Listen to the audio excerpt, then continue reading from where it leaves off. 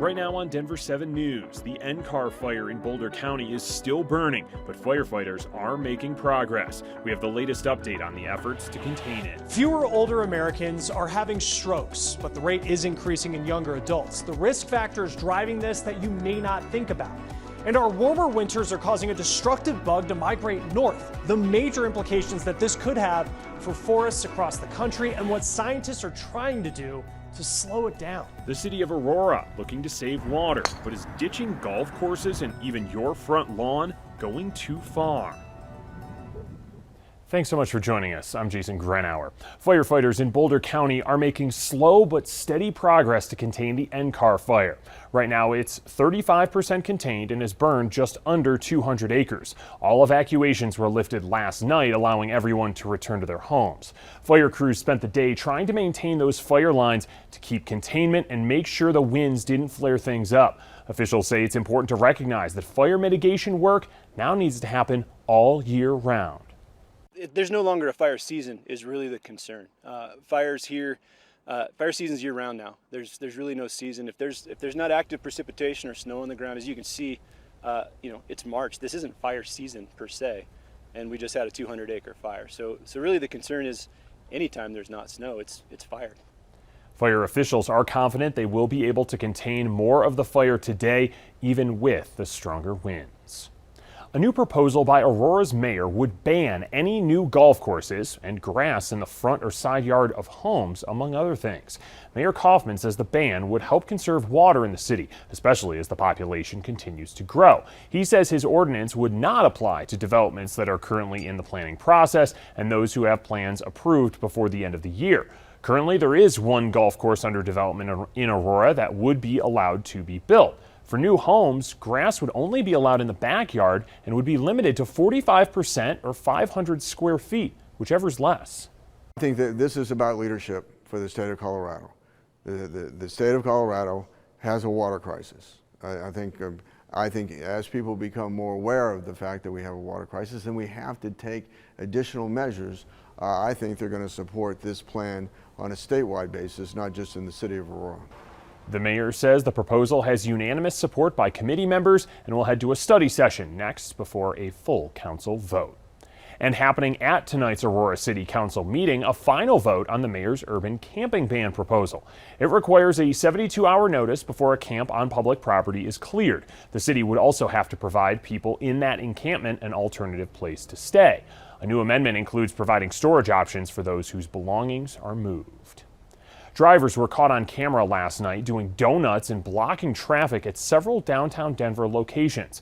Cell phone videos show the group at the downtown aquarium parking lot, at 16th and Arapahoe, and at 20th and Market. Today you can see what's left over, lots of tire marks. Over at the aquarium, cleaning crews are picking up empty beer cans, and while the public isn't in too much danger around there, people living near those intersections worry somebody's going to get hurt.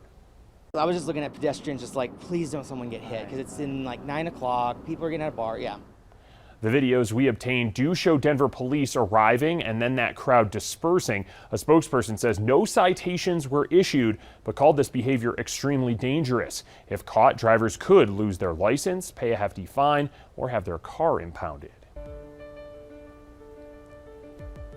Ukraine and Russia will meet this week in Turkey for another round of peace talks. To end the war, Ukraine is prepared to make several concessions. The president says the country would be willing to adopt a neutral status and not join NATO. It would also keep its non-nuclear status, but only if there are security guarantees against future attacks. And Ukraine would stop trying to recapture territory in eastern Ukraine that's been held by Russian-backed forces since 2014.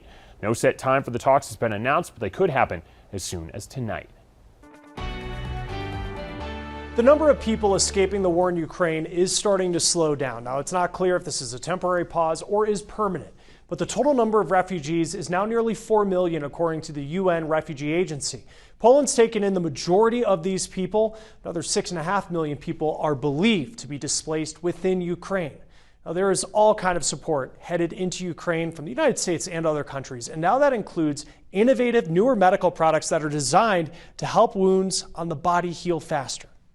We take the patient's own blood at point of care in about 15 minutes and convert that into a 28 square centimeter piece of autologous tissue.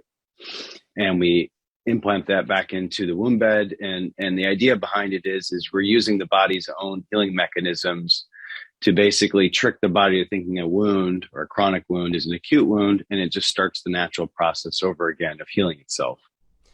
Medical company Red Dress shipped 400 of their Actigraph systems to hospitals in Ukraine. They provided us this video of how it works. Now, they're also partnering with Ukrainian doctors to teach staff how to use the system. Now, this is the first time the wound care system has been deployed into a war zone. It'll primarily help Ukrainian civilians with serious injuries and severe trauma wounds.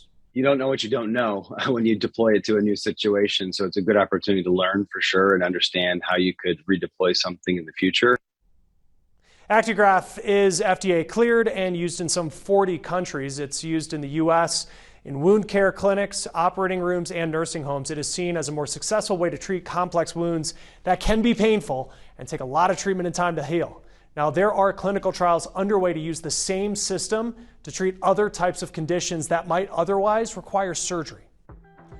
Our country's top diplomat meeting with Middle East leaders today starts the news feed. Secretary of State Antony Blinken attended a summit in Israel with counterparts from Bahrain, Morocco, and Egypt. The group talked about efforts to reach a nuclear deal with Iran. Today, the next step in Supreme Court nominee Ketanji Brown Jackson's path to the Supreme Court. The Senate Judiciary Committee meeting to review her nomination after those hearings last week. The committee is set to vote next week with a full Senate vote following. Well, if you go to D.C., you can now take a tour of the Capitol. Today, limited groups can have a tour if they do register in advance. Now, these are tours that have been on pause since the pandemic began. ALS patients are hopeful about the potential of the FDA approving a new treatment this week, while some doctors worry it may be coming too soon. Also coming up, it was an eventful Oscars ceremony to say the least. Coming up later, how the Academy is reacting to the Will Smith slap.